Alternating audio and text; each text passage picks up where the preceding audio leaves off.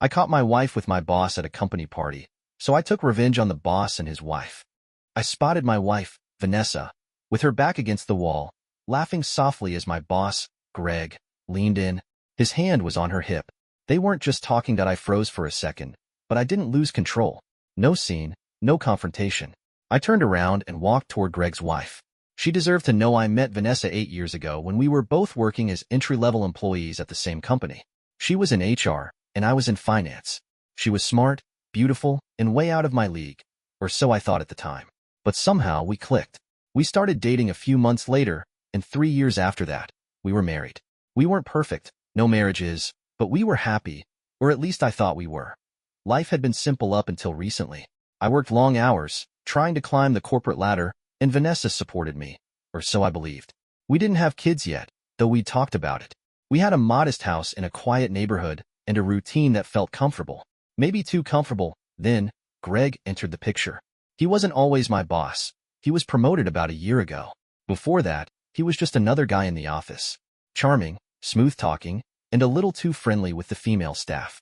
I'd heard the rumors about him over the years. Affairs, inappropriate behavior, the works. But I never thought much of it. Greg and I had an okay relationship at work. He wasn't the kind of boss you'd grab a beer with, but he wasn't a micromanager either.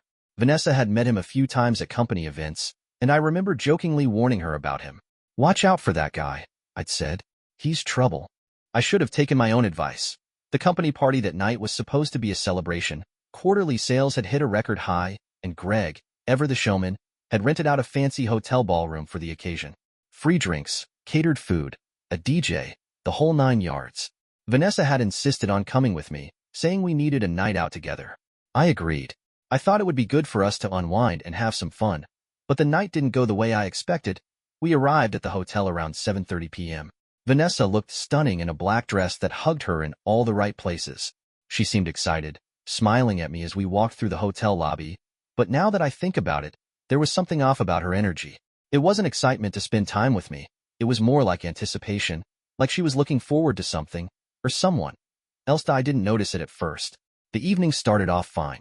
We mingled with coworkers, grabbed drinks, and laughed at some lame jokes Greg told during his speech. Vanessa seemed perfectly normal. She hung around me for the first hour, sipping her wine and laughing at my boss's attempts to be funny. But then she drifted away. It wasn't unusual for her to step away to chat with people at events like this, so I didn't think much of it. I stayed by the bar, nursing a beer and catching up with some coworkers. But after a while, I realized she hadn't come back. I scanned the room, expecting to see her talking to someone from HR, or maybe on the dance floor with a group of people. But she wasn't there. My gut tightened, and for reasons I couldn't explain, I started walking through the ballroom, searching for her. Then I saw them. They were tucked away in a dimly lit corner, partially hidden by a decorative pillar. Greg was leaning against the wall, and Vanessa was right in front of him, her body angled toward his. He was whispering something to her, his lips dangerously close to her ear, and she was smiling, really smiling. Not the polite kind of smile you give a coworker. This was different. His hand slid down her back and rested on her hip. She didn't push him away, and my heart pounded, and for a second, I thought I was going to throw up. I could feel the blood rushing to my head, and my fists clenched involuntarily.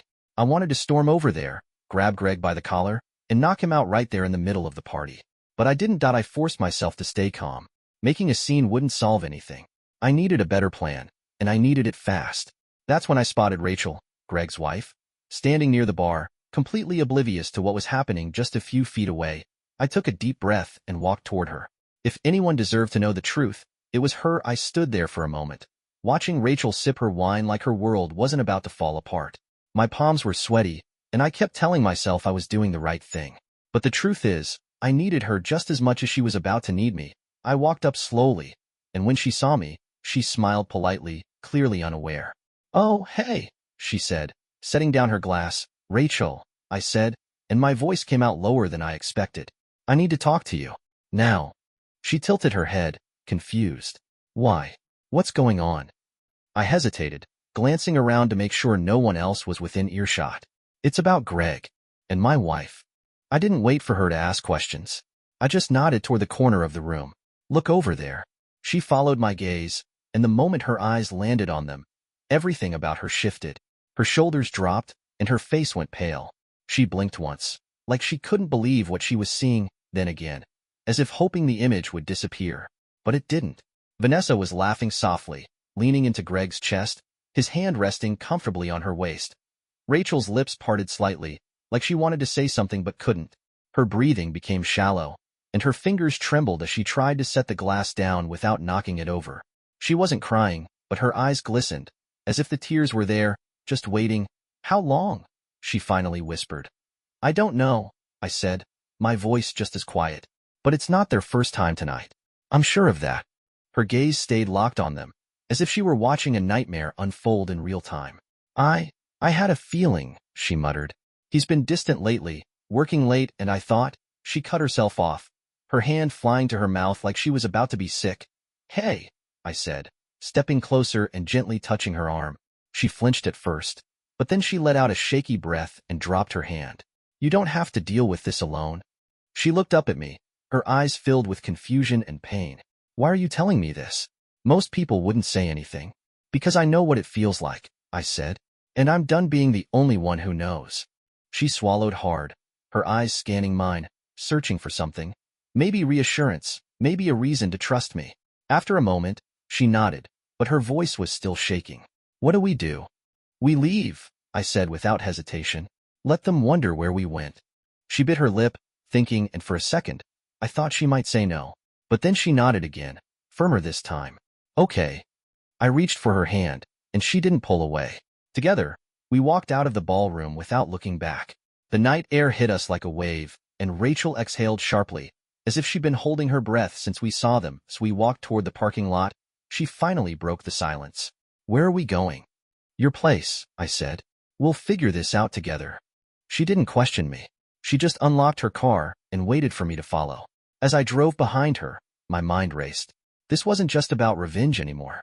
This was about showing Vanessa and Greg that they couldn't do this to us. By the time we reached Rachel's house, I wasn't just angry. I was determined. We didn't talk much on the drive to Greg's house. There wasn't anything left to say. I followed Rachel's car through the quiet streets, my mind racing but oddly focused. We both knew this wasn't just about the act itself. It was about reclaiming something they thought they could take away from us. The house was dark when we arrived, as expected. Greg wouldn't be home for hours. Rachel unlocked the front door with her spare key, and we stepped inside. The air smelled of leather, expensive cologne, and fake memories. I hated it instantly. This place wasn't a home. It was a stage where Greg performed his perfect husband routine. She didn't hesitate. She set her bag on the couch and walked upstairs, expecting me to follow. I did. Upstairs, there were no apologies, no second thoughts. The rings came off. The clothes came off. And with them went the last remnants of guilt. We weren't two people seeking comfort. We were two people making sure our betrayal matched theirs.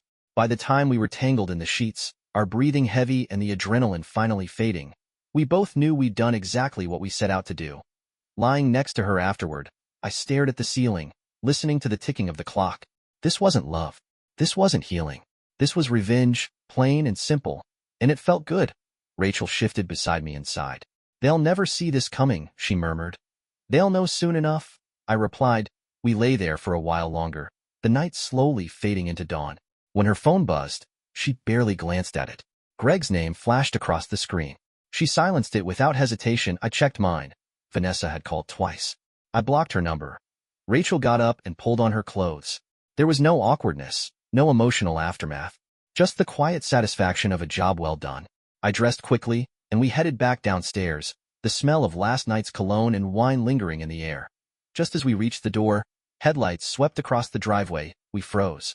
The sound of car doors slamming echoed through the street. Greg's voice was the first one I heard, followed by Vanessa's. "They were home," Rachel smirked. "Perfect timing," she said. I didn't move. I wasn't planning on leaving just yet. We weren't done. Greg and Vanessa stepped inside, laughing about something. Probably their pathetic attempts to cover their tracks.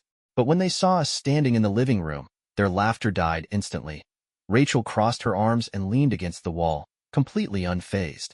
I stayed by the door, my arms at my sides, calm but ready. Greg's eyes darted from Rachel to me, confusion turning to panic. Vanessa was the first to speak, her voice shaky. "What the hell is going on?" I smirked. "Oh, we've just been waiting for you two to get home." And just like that, the confrontation began. For a second. Nobody moved. The door shut behind Greg with a heavy thud, and the silence in the room was suffocating. He looked at me, then at Rachel, and then back at me, like he was trying to put together a puzzle that had suddenly exploded in his hands. Vanessa's face drained of color, her breath coming in short, panicked bursts. "Why are you here?" she asked, her voice barely above a whisper. I smiled coldly.